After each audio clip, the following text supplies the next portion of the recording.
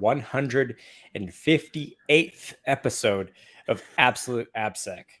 I'm Ken Johnson at CK Tricky on Twitter, joined by Magic Hands at Seth Law, at Seth Law on Twitter. Seth, say hi.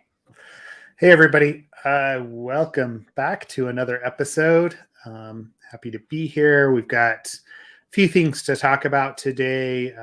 First and foremost, I did want to plug KernelCon again. Make sure everybody, if you haven't been listening to the podcast and you don't know, that we are going to be teaching our secure code review course at KernelCon at the end of March. There are still seats available, but I know they are selling out. So if you are up to it, come join us there. We'd love to have you. Those that have been asking about whether or not we're going to start doing training again, yes, we are, obviously. So that's your first opportunity. Not to mention that those guys put on a good conference. They've been running for a few years at this point, and it's a good little local conference there in Omaha. So come out with us and learn secure code review. Outside of that, last week we had our After Dark episode, Ken, and found some more found another item with Laravel.io, but did have a few updates on that front. First of all, we did report those back finally to the development team, and kind of got called on the carpet a little bit for how long it actually took us to report that first one, which was, rightfully so. It took us about a month to actually report the user impersonation vulnerability that we found. They have since fixed it. They were pretty quick about jumping on it, but we did have some people reach out via back channels that they weren't too happy that it took us quite so long to get them that vulnerability, which is, I mean, it's fair, right? Like, we're publicly putting something out there. We'll do better next time around. Life got in the way and it was over the holidays, but it's really no excuse for us not to push something to developers, especially when we publicly release it like we did. Yeah. I mean, and so that you don't have to take the hit, Seth. I had said I was going to report the first one, and like you said, life got in the way, holidays, things happen, life events. Not to make excuses, but didn't get to it, and did some apologizing to some folks, but did check out. But in the end, at the end of the day, I think it went well. And ultimately, we did prevent a pretty serious flaw in their website, which they did push a PR. They did push a pull request fix for it. They merged it, so now that not the second episode's vulnerability with not requiring a current password. I don't know if that was fixed. But I definitely saw the PR for and exchanged, my feedback on the PR through, like you said, back channels, and verified that the values that are being pulled out of the session were set in this session to begin with in a secure way. So yeah, they've done some work to fix that registration, and it looked pretty good. I guess in the future going forward, I think we're going to figure out how to, maybe like live, we'll even report the vulnerability as we discover it, is one of the options we've talked through. I don't think either Seth or I want to go. One of the things that had been talked about during the conversations we had were, hey, maybe you do these privately and then report them, and then when it's been fixed, release them publicly. To be clear, like, this was never about trying to drop O-days, as was the terms that were used. This wasn't about dropping O-days at all. This is about how to do code review. It just happened to be that we stumbled across some, vulnerabilities, as we're likely to do if we're reviewing open source code, and that's what we do for a living. So ultimately, I think in my mind, we did the right thing in terms of reporting it. I think we just didn't. I just think, the fact that I didn't report it for like a month was my fault and pretty bad. So I admit that. However, I think the format of doing these live publicly, and if we disclose something, or if we find something, we immediately disclose something while we're even on the stream, is probably the way I'd rather go than trying to, do it. It just doesn't have the same feel. Also, again, the point is it's not that we're trying to find vulnerabilities, although I guess that's going to happen, but you know, it was more just like to follow a methodology, show people what it looks like to do that. And I like doing it live, man. I like doing it live. I don't think we should stop doing it that way. So yeah, we'll do our best to report quickly, but it is open source. It is out there in the world. This is an open source podcast. We don't get paid for this. This is our, you know, this is our hobby. So it is what it is, you know? Yeah. Yeah. Yeah. I mean, all things considered, when it first came across, I was, you know, yeah, I think you and I go back to that, right? Like, oh, well, it's open source. The vulnerabilities exist, whether or not somebody actually looks at them and finds them. That's the danger, but that's also the nice thing about open source is people can publicly fix this stuff and know about it. And yeah, I mean, it was never intended to be malicious, right? And I'm, I hope those guys take that with the I don't know how it was intended, right? Like, I never want to come across to developers as attacking, right? As, hey, guess what? Your code, like, I get that these guys put a lot of work and a lot of sweat and tears into the code that they release, right? I mean, you and I have both been involved in open source projects, and we know how much time and effort it actually takes to push that stuff out. And so, like, we're just trying to make it better, right? And, and we're trying to help other people learn how to do what we do. So I'm with you. I don't really want to back up on the, hey, we do this, we live stream it. I think, just as notes from us, I think we'll make sure that there is a security contact, that we know who to contact if we do find something before we start things in any of the live streams as we move forward, so that people can see how that goes and how people respond to it. So yeah, and we could even possibly just give people like owners of a project a heads up that, hey, this is what we're going to be reviewing. Like, if we know it in advance, we could always tell them, hey, if you want to watch the stream live to see if we find anything, go for it, and you can fix it. But be aware this is what we're going to do, and be on standby. We might report something. But again, if the purpose of this podcast, or if the purpose of those episodes, the After Dark episodes, were just like, let's find vulnerabilities and mess up websites, yeah, I could understand that. But it's not just, it just happened to be that as we're going through the methodology, well, guess what? It works. And if we find vulnerabilities, that is our profession. That is what this methodology is about. So it's inherent that we will find something, and that something might be really insignificant and small, or in this case, something that is not insignificant and small and is actually pretty serious. It's going to happen. Yeah. So we'll do our best going forward, but I think we'll stick with the format. I like the format, and I think it's pretty real, pretty raw. And, that's what this has always been about, being real and being practical. Yep. So, but I did want to give them kudos for how quickly they fixed the vulnerability, right? The PR went in within, a few hours of us actually reporting it, even if we didn't hear directly back from them, only through back channels.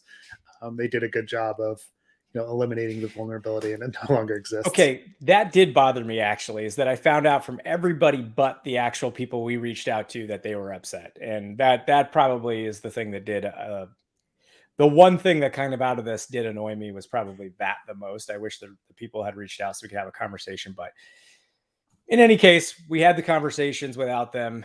The software got fixed. We reviewed the PR. It is what it is, right? So. Yeah.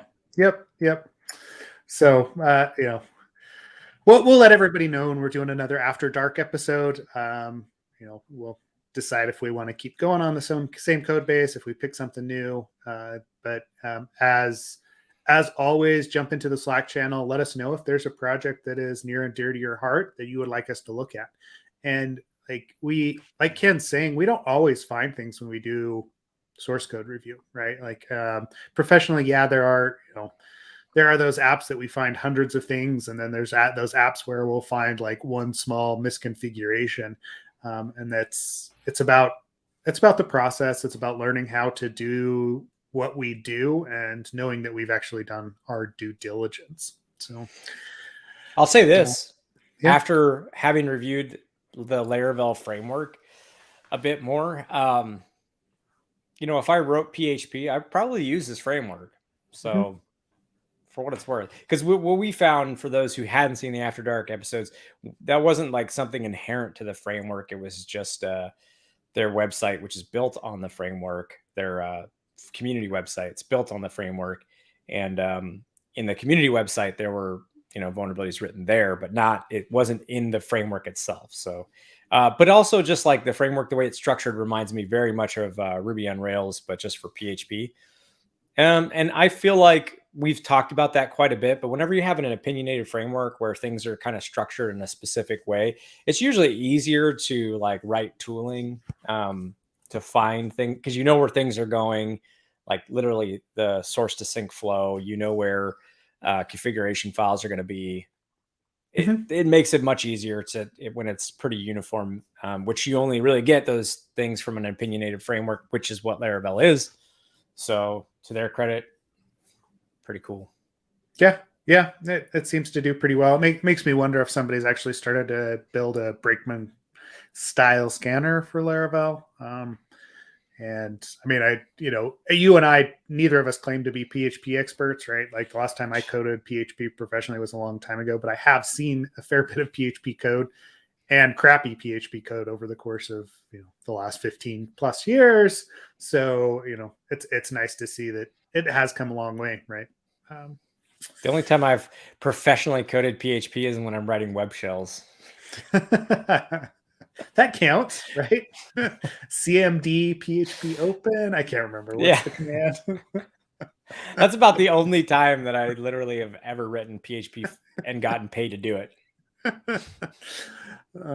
Ken. Good times. But anyways, whatever. Whatever. Well, it'll be fun. Yeah. I mean, it will be. I think we'll determine what we're going to review next for maybe we'll leave Laravel.io alone for the next one and find a new one.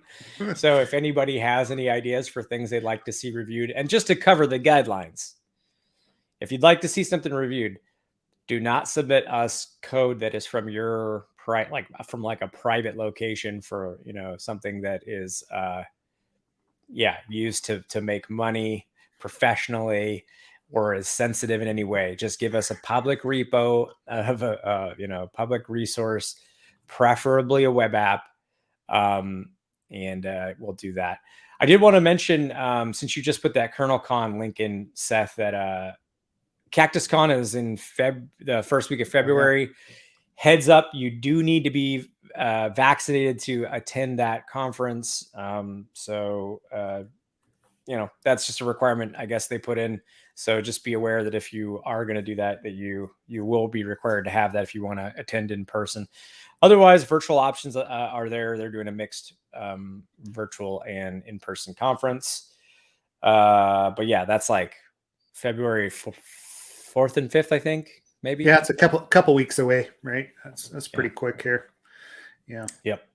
But that should be a good one as well, right? Like just looking over it. Yeah, I talked to Andrew, and there's obviously they're having to deal with the current state of the world and different people's risk tolerances and preferences, and everywhere in between people fall in that spectrum. So it's been actually really hard for them. But I just want to say, like, I really appreciate that someone's willing to try to get us back on track with physical in-person conferences. So thank you to the CactusCon organizers and Andrew Wilson for at least trying. So. Mm-hmm. Yeah. I know it's been, anyway, it's been odd, right? So odd and contentious, but here we are. Here we are. We're here. Cool. All right. So from a news perspective, first thing I wanted to call out today was the list. From Portswigger. They've released they haven't released it, but they are allowing people to nominate top 10 web hacking techniques for 2021. So I just dropped it into the chat. Here, we can highlight it here for a minute. And we've talked, looking through this list, Ken, we've talked about, I don't know, most of these over the course of the last year, right? everything from some of the web caching, the new stuff from Kettle on request smuggling, XSS, yeah, app cache. I'm looking through the list, and there's quite a bit here to actually take in. I see And I there's know breaking GitHub private pages for 35,000 on there. yeah. Let's highlight that one. We'll bump that one up, right? Yeah. There's quite a few. I mean, what else stands out to you in that list, right? If you're looking through it. Stuff that I'm going to talk about I'm going to mention stuff we have not talked about. Okay. I guess I'm interested if I'm just literally looking at the headlines, like XSS to RC and Opera is interesting just because I'm like, I can guess how that's happening, but yeah, I'm curious how that's happening. I guess like anything that has to do with HTTP2. So the sequel is always worse. That's interesting. I actually I think we did talk about prototype pollution, right? Mm-hmm. Or no? Can't remember. I can't remember now. We'll have to look into it. I don't know. One I hadn't seen is the universal deserialization gadget for Ruby 2x and 3x. So Mm-hmm. that is interesting to me. Just looking through this, Marshall load, we always know that's vulnerable, but they have a safe load option for Marshall. But yeah, well, if this is just about Marshall, then I'm not that interested. Just because we've known that for a long time.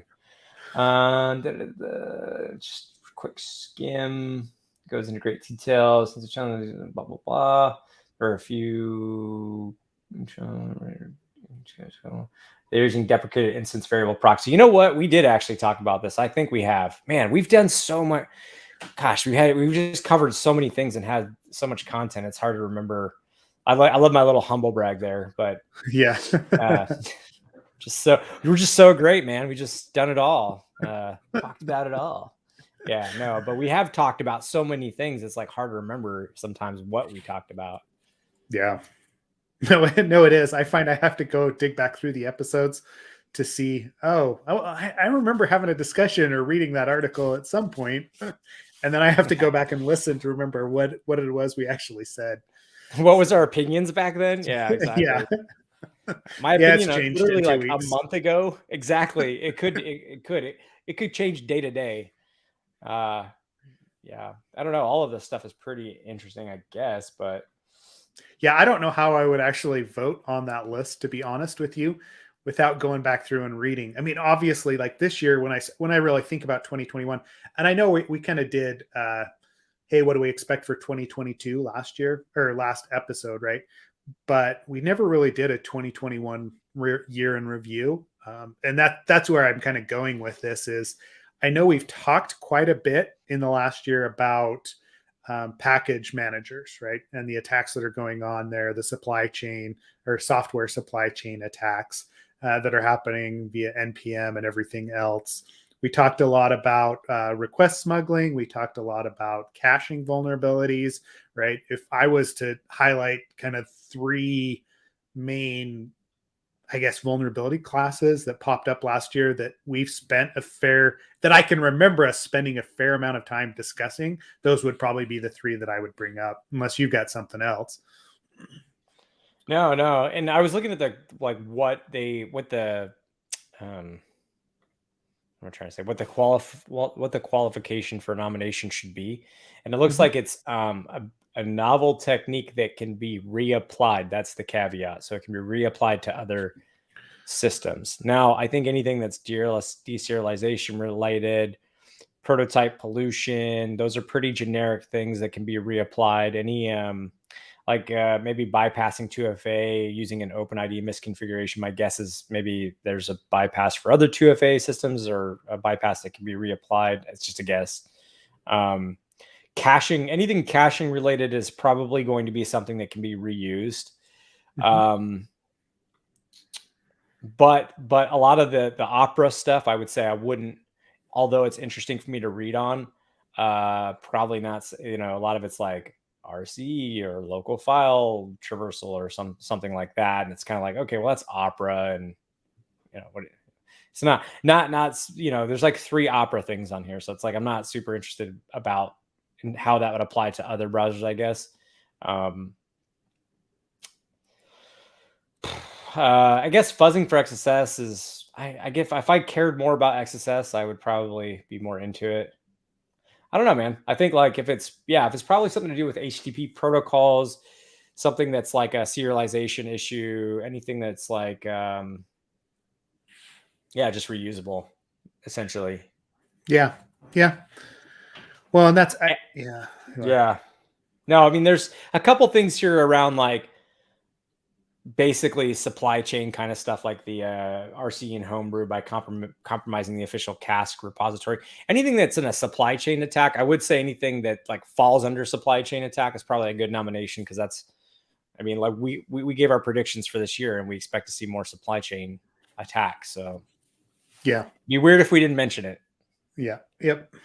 So yeah, I don't know, right? Like I mean, part of me wants to. Who should I nominate? Making a nomination. Oh, so is the nomination just like? Oh, that's now phased. For further information. So those are the nomination. I guess they've got a panel, right?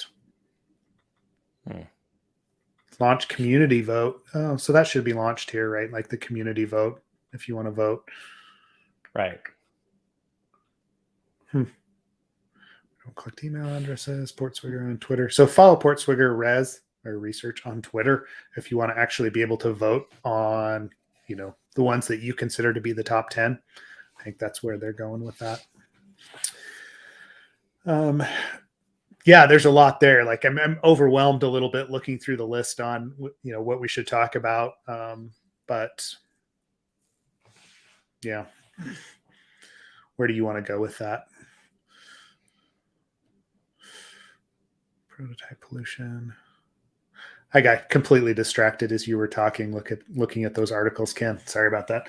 Oh, no, it's all good. I'm thinking like for me, the HTTP 2 one's probably the one I would sort of nominate, just because this is where they talk about what is it? Smuggling, request smuggling, desync attacks, stuff like that. Yep. And in my mind, that is an area that we have less stuff built for, frankly. Yeah. On the defender side of things, both to test for, detect for, and prevent. And I guess what I'm saying is an emerging area, and I expect there to be a whole lot of additional attacks that come through with between HTTP 2, but also just like distributed service-oriented architecture type systems. So I've been beating that. I feel like that's been beaten to death over the last couple months by us, but I'm not going to stop, because I think it is like going to be the thing this year besides supply chain attacks that really comes to light. And maybe we see new testing methodologies built for these things, more tools released, whatever, more research in general. So that'd probably be my here. I'll put it in here. This is the one I think is a very important one. Yeah. So. Yeah, it definitely is, right? Like, and I'm expecting more to come out of James Kettle on that one, right? And other sources as well, but they keep picking at that and looking for different ways to exploit it and to smuggle requests and microservices. The way that we're actually set up nowadays to deliver software, this is going to be it's going to be a large problem, a large surface for the foreseeable future. I know it's gonna be weird though for them to have their own research as a nominated, article. I don't know about you, but I'd be pretty self-conscious about that. Like if my own research was included, and it's good research, but it just happens to come from the same folks that are maintaining this list. So, yeah. But I would have nominated it to begin, even if it was somebody else. So, yep. Yeah. But no, man, I'm excited for what this year is going to bring in terms of vulnerabilities. I think we're going to see some cool stuff. Yeah. Well, speaking of supply chain attacks, and I know I didn't pop this one at you before, but this Medium post from Hacker Noon that, I don't know if you've seen this, right? I'm trying to actually copy. Let me inspect that so I can get the link. Because if you don't know, like with our platform we use for this stuff, for those listening, I can't just like click on the link he puts in there, or he can't click on whoever puts a link in there. You can't just click on it. So it's like, can you just send that in like absolute AppSec Slack? Because I can't. Yep, I'll send it on, or I'll drop it there. Oh, and I see it. Oh, okay, cool. Yeah, I see it. Let me read this. I actually like reading things on the fly because then if I don't have a good opinion and it's not fully formed, nobody can blame me. Be like, well, I just read it 2 seconds ago. It's been a frantic week. Security vulnerabilities. Pwned. Spelled pwn wrong, but okay.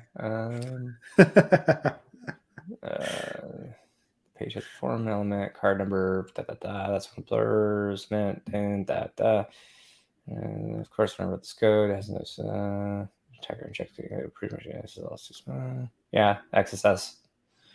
So IBM was my distribution method. I would need to come up with some borderline at preload it's entertaining, right?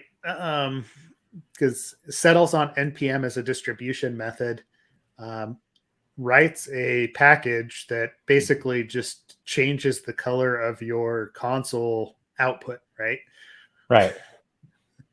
And then pushes it out, but it contains code that looks to see if there's something interesting on the page and then sends it off somewhere else, right?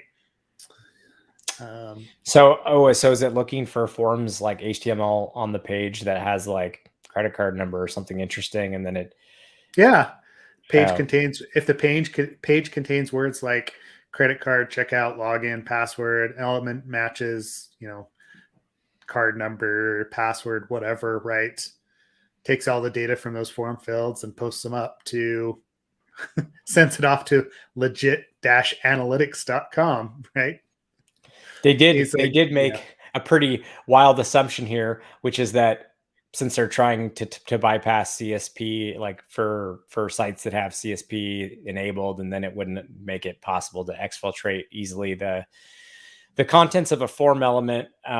They did say, oh, well, if someone's sending their failed stuff to report URI, the report URI endpoint for CSP, then they're going to see what I'm doing.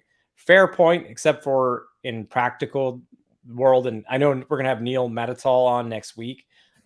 In the practical real world, nobody's checking that report URI. If you've ever tried, you can ask Neil about it. It's just too much. It's too much data. Now, maybe if you're like a small website, maybe, but man, even then, I think you're not going to find super. Anyways, whatever. Reading more. That's just something that stood out to me. Is like nobody's checking report URI. Don't worry about it. Well, I mean, the other thing that he's got is the prefetch that CSP does, right? Is he's actually putting the data into the prefetch, right? Oh, which one of our articles today is about prefetch and some stuff in Chrome 98, but we'll save that. Yeah. So when checking your CSP and checking it twice, if everything else is locked down, but I don't see form action in there, I just go and change the action where the data is sent when you click sign in. Oh, boom. Thanks for sending me your PayPal username and password, pal. I'll send you a thank you card with the photo of stuff I bought with your money. Perfect. How to stop. Okay, option 1. That's funny. That is funny. So the what can I do to fix this? The option 1, or it says, okay, I'm sufficiently concerned. What can I do? Option 1, just a picture of a log cabin in the middle of nowhere, not connected to anything. Oh man, some days that's where my head's at anyways. So cool. Yeah. Option 2, edit. I've detailed this in a follow-up post. Part 2, how to stop harvesting credit card numbers and passwords from your site. So there is a suggestion there. So how did they get past the CSP? So I guess CSP will disallow certain things, form action being one of them, if you've locked that down. But see, the fact that he's combing the page first, and then he's doing a prefetch request with that data in it, right? So even though it's going to be shut down, that it's not going to make that make the full request, it's still going to do the prefetch. It's still going to do the lookup, right? And send that URL as a lookup. So, yeah, basically that's how they're getting around the CSP. Basically, he can read what the CSP is going to be and then, work around it. Interesting. Yep.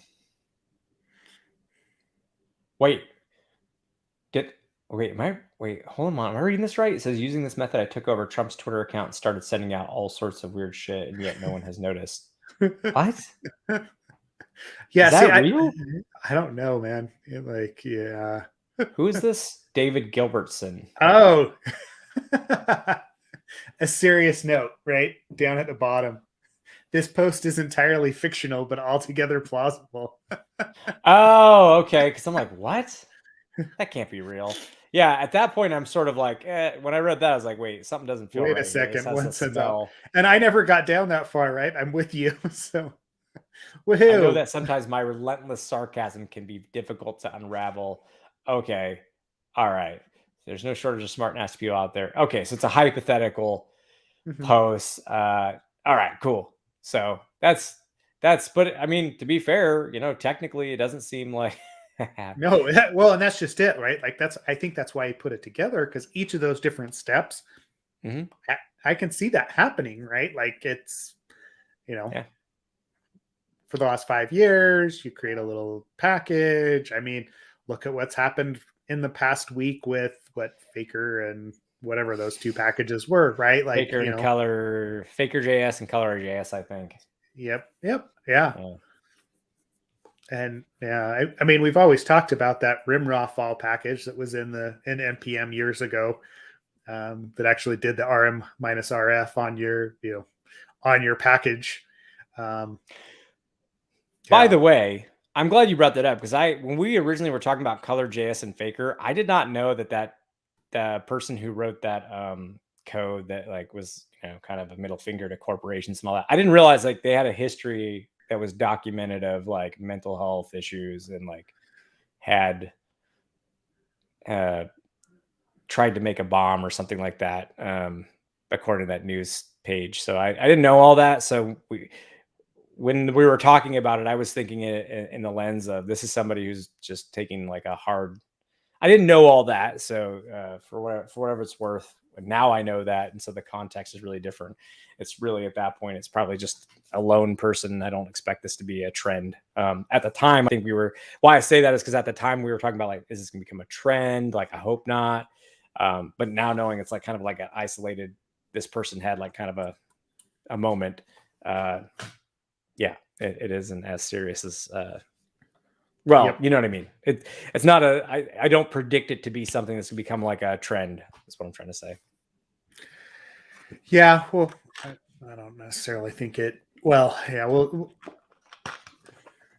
I mean, the what actually happened there probably wouldn't necessarily repeat itself in the same way, but it's all that trust that we put into play with the NPM, with any of the package repositories. That's where I think that's where it raises alarms for me and you, is there's always going to be bad actors. And to this post point, right? Like there's 580,000 packages in NPM. Not all of those are going to be, not all of those developers are going to have the same values that you and I, or that anyone that the developer does. So you've just got to be careful about what you're pulling into your package. But it's also difficult because, I mean, we've discussed this at length, right? Like the packages that you depend on other packages that you may or may not realize are actually in there. And, how deep does that actually go? Where's that code actually being written? Who develops it? Who are you trusting? I don't envy the guys at NPM or over there that work for you, for your parent company anymore on the amount of work that they have to put into protecting that ecosystem, or any of the package repository ecosystems, because that's a difficult problem to solve. I could tell you, I work with the folks at NPM literally multiple times a week, and man, they are awesome developers. They're even as good or even better people with great intentions. And I gotta say, their job is stupid hard. Like, it is not easy. But I'm glad somebody's doing that work. But yeah, it's difficult. It's not easy. Full disclosure, like I said, I work with them. I work for GitHub. I feel like I have to say that now because of that whole legal requirement now. If you talk about a service, you have to like say that you work. Anyways, whatever. But yeah, no, they're great people. I think they're amazing and not an easy job. Let's say that. And especially the more popular you become as a package manager, the more people want to attack you, right? The bigger that gain becomes if you're able to attack the ecosystem. So it's just, it's tough. It's very tough. And again, a lot of this is about trust.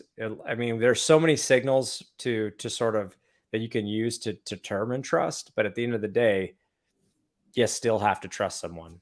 And hopefully most of the time it works out well. Sometimes it doesn't. It's just a risk and reward. Yeah. Yep. It really is. I don't know. Like I always go back to the modulecounts.com, right? Yeah. It's interesting to me to see the amount of risk that we just take on a daily basis, right? And to Hacker Noon's point, that article, that's basically what he's trying to call out is the fact that we're so trusting of code that we don't know what it actually does. And then he does call out the point that, right, like whatever's pushed into NPM is not necessarily what's out on GitHub as the open source repository. It's easy to hide things in packages. There's multiple different ways that you can go about exploiting that trust that people have. Well, yeah, it's interesting. I mean, really, by that list, it looks like NuGet's like the biggest package manager, the most used, unless I'm reading that wrong. It's average growth wise, right? There's the most packages getting pushed into that right now. But I mean, NPM, right? NPM and NuGet, basically, that's what it's saying for the last week are the most active, right? By double almost in .NET and NuGet, which is interesting. I wonder what's going on there that we're seeing so many new packages pop up. Yeah, no, I'm curious. Like, well, that's bizarre. Yeah, because I was doing a quick search of like NuGet hacked or NuGet packages hacked. There have been some things, but it doesn't seem like it's as my God, I'm sorry, I got distracted. There's the biggest Bernese mountain dog I've ever seen in my life outside my window right now. Holy cow, it's as big as the person walking it. Wow. Anywho, back to this NuGet. Is Microsoft supported mechanism for that? Yeah, well, we know that. Well, it's interesting because actually today there was a dump of something like 100,000 packages. No, not quite. 80,000 packages. Wow. Like that's why the count went up, as there was just like a huge increase of, well, no, it was like 30,000 packages in a single day, which makes me think that there was a version push or something like that into NuGet, and that's probably why. I wonder if you go into the last 90 days. I haven't tried to push to NuGet, but I wonder what kind of credentials it uses for that. I'm about to go down a rabbit hole. I probably should just back away from that. Yeah. Yeah, if you look at NuGet, it's pretty steady, and then within the last week, all of a sudden it spikes up the number of packages that are in it. Yeah. Now I'm looking at security advisories for anyway. All right, okay. I'm gonna back away because I'm gonna start going down a rabbit hole there. Before we hop off, because we've been on for almost 40 minutes, I did want to cover, if we have time or if you're cool with it, the Chrome. Yep, let's go for it. Let's go for it. It was interesting. Another Portswigger article here. I don't know why I'm putting that up. People will just have to copy it or click on the link. That's too long of a URL. But so the gist of it is that Chrome is trying to prevent CSRF attacks on internal network resources. So a lot of the stuff around like, just using abusing people's browsers to send requests on their behalf. The example they show is like I don't know if it's actually in the article or if it's in the RFC spec that they linked from that article. But the idea was like, let's say you have a page with an iframe. That iframe has a URL in it that submits a GET request to say like, admin at some local internal resource with a parameter that then sets some sort of like I don't know if it was a DNS setting or like a firewall opening a firewall port or whatever it was, but it was something like that where just a simple GET request would have made a change on this internal network management system, and it would be a security hole because of that. So the idea is, and to prevent that, what they want to do is they want to first do a prefetch, determine if that asset is less public than than the site that you're browsing is. And if it's less public than the website you're browsing, it will not make that CORS request and therefore will not allow that CSRF request to go through.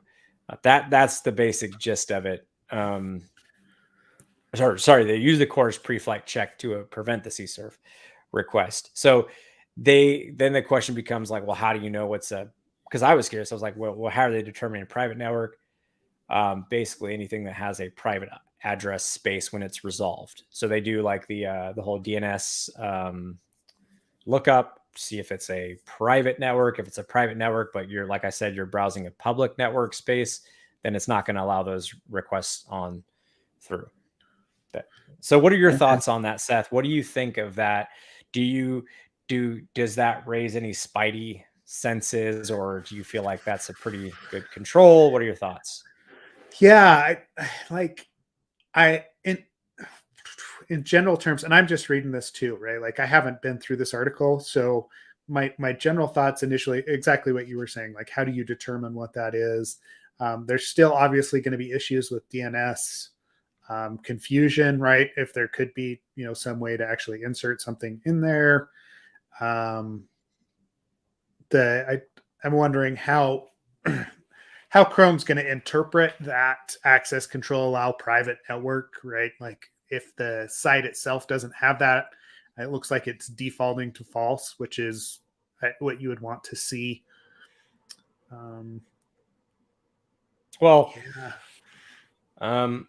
So right, because there is an access control allow private network header, and if it's true, I'm assuming that means then it's actually allowed, right? So that pre-flight request actually checks to see whether or not,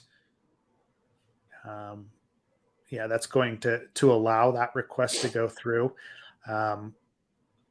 I start to have questions about pre-flight. I'm going to be honest, right? Like we see those requests go out all the time, and the data that's involved with some of that can cause, right, depending on the application that's being called, like internally, pre-flight requests may actually end up doing just as much damage as a full request. I don't know if I'm just like being overly pessimistic on how the pre-flights and the pre-fetch stuff actually happens. We've seen pre-flight abused via timing attacks to enumerate resources, so I don't disagree that that's maybe not bulletproof in that way. I mean, that's not the hole that they're trying to close with this. So no, right, absolutely, it is. This is a wide swath or an attempt to eliminate kind of a class of vulnerabilities that we're seeing abused to do things like change firewalls and like internal network devices, IoT devices that probably just don't have very good security built into them. I mean, if you can trick the browser into its DNS lookup resolving to a public space, then this protection goes away. Yeah. Which I'm sure they're arguing. I mean, I haven't really thought through the entire thing. I just thought it was an interesting proposal. But I mean, these are the ways we're talking about. Theoretically, you would bypass something like this if it was in place. Also, does everybody use Chrome? Well, if you look, right, that's the problem, is that Chrome is now the 500-pound gorilla in the room when it comes to what's actually out there between Chrome, Chromium, right? Anyway, didn't we have an article about that a couple weeks ago that we talked through about how Chrome is the one, right? The one true browser right now. I think we might have. You sure it's not Opera? Just joking. Yeah. No, it is the primary. You're right. I mean, it's absolutely like the beast, but I'm just saying it's not foolproof. Obviously, there's other browsers, and I think also like I said, if I don't know how the browser's determining where it's going to. I'm assuming it has like a list baked in of like acceptable DNS servers it's allowed to resolve to, but it's just like anytime DNS is involved, I just feel like there's maybe a hole there. It is DNS after all. So yeah, I mean we are built on baling wire and duct tape when it comes to DNS as it is, right? But absolutely, yep. Good times. Good times. So apparently we're just going to become AppSec nihilists and call it good, right? Where's Stefan when we need him? He is on PTO. That's right. I know. It's just, yeah, I'm interested to see how this actually works. As far as going back to that article, though, right? Yeah, me too. It'll be interesting to see what shows up in DevTools if it actually affects that much as far as what you and I do on a day-to-day basis. Probably not, but I can see it affecting kind of some of the red team activities that are happening, like pages that are being built, targeted, phishing, vishing, whatever you want to call it, attacks, to change network access. I mean, overall, I think it's a good thing, right? Like the improvement that we see in those browsers to prevent people from doing dumb stuff or, developers using old tech. I think it's good. So I want to say Mike West is involved in this. He's one of the authors, and like I highly respect Mike West's work here in the space. So also, but the second thing is the DNS. So they actually have a note about DNS for binding here. I'm just going to read it verbatim.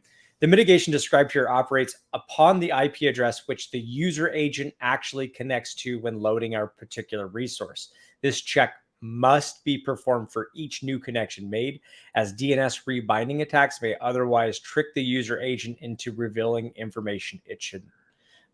So this is to your point where you said, I wonder if introducing this could lead to other issues. That's why I was kind of bringing up the fact that we've seen pre-flight requests used to enumerate assets, internal assets, or internal endpoints. In any case, that's what this section is about. And the modifications to this CORS pre-flight cache are intended to mitigate that attack vector. So fairly interesting. I guess what I'm saying is they've already thought through some of that. So that's great. I assumed they had, but also seeing Mike West involved, makes me feel better.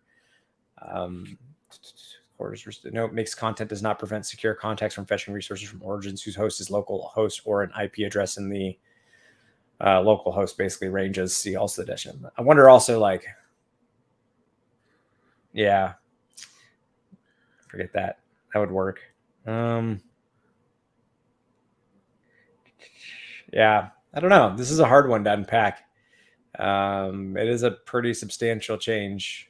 HTTP cache sub-resources are not currently protected by this. Cache sub-resources are not currently protected by this specification, even though the HTTP cache remembers the source IP address, which could be used in the private network access check algorithm. But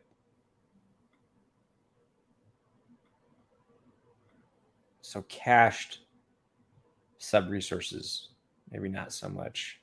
I don't know. I think we have to dig into this. There might be some ways that it's still vulnerable. this sounds like a good, for those who are watching or listening and are a researcher, this seems like something you would want to dig into. So check out private network access under the W3C spec. I'm going to link it here separately from that article. And yeah, I'd say start taking a look at that. It's pretty interesting. Yeah. Yeah, like now I'm digging into all of this, right? And yeah. It's an interesting, yeah. I don't know. I mean, the more that we expand out, the more that we try to set up these guardrails, right, for security. I mean, in general, I think this is a great thing, right? I just, yeah. And as long as we've done the proper threat modeling, it looks like they've done some tests the last couple of rounds of Chrome as well on it. Seems to be working.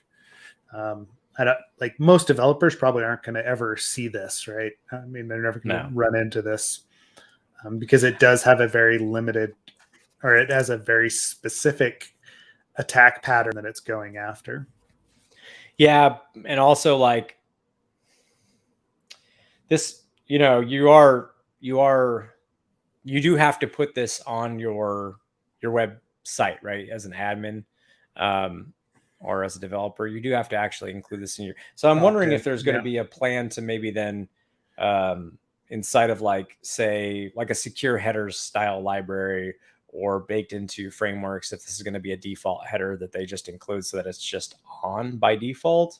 My guess is no, but that would be pretty. I mean, I think with a security centric library like secure header, sure, but like just standard default out of the box, who's going to be thinking to do this? So I feel like it would have to be pushed as a standard response header in most frameworks, unless I'm completely misunderstanding, which is totally possible.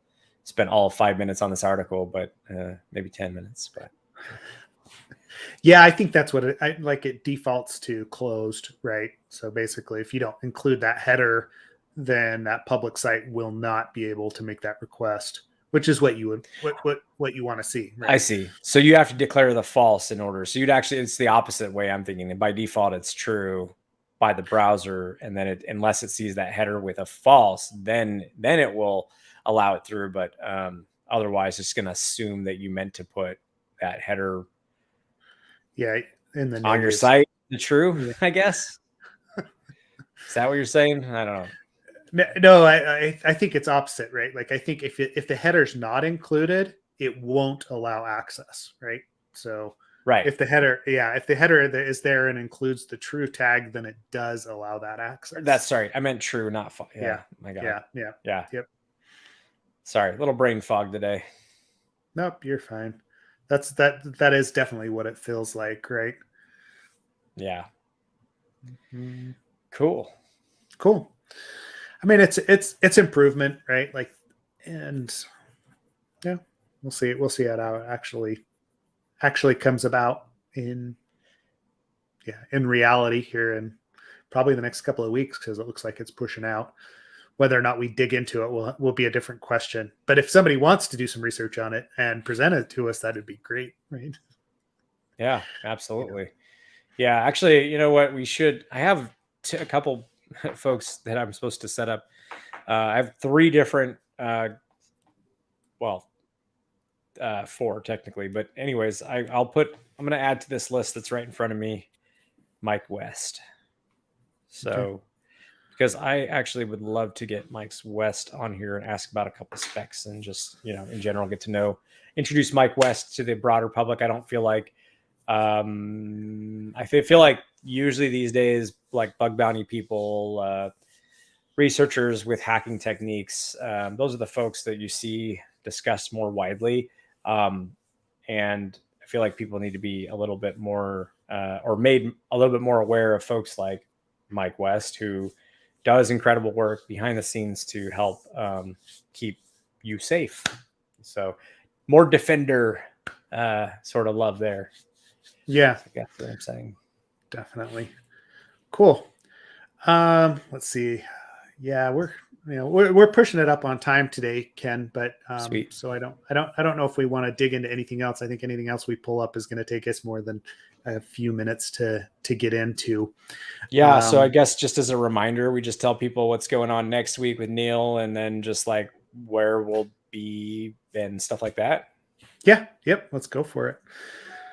Yeah. So next week we have Neil Matatal joining. I'm sure we'll talk about CSPs because that is Neil's bread and butter, right? But I'm sure it'll be interesting to see what else he's been working on. I know, you work pretty closely with Neil as it is. So let's. No, I used to. He left GitHub just to pursue different things, to be honest with you, and that's I think what he wants to talk about as some of his pursuits. So I'm excited about that. I know we got Mike McCabe is going to come back on. We've got a couple surprise guests, and I'm working on something along the lines of that surprise avenue. So it's 2022, time for me to get it together on scheduling guests again. And that's my goal. So our Sweet. goal, shared goal, our goal, I yes. should say. Oh, we are starting work on a, getting into AppSec blog post that's going to be coming out. That was one of the things that was suggested to us during After Dark as one of the guys that joined up, had some questions.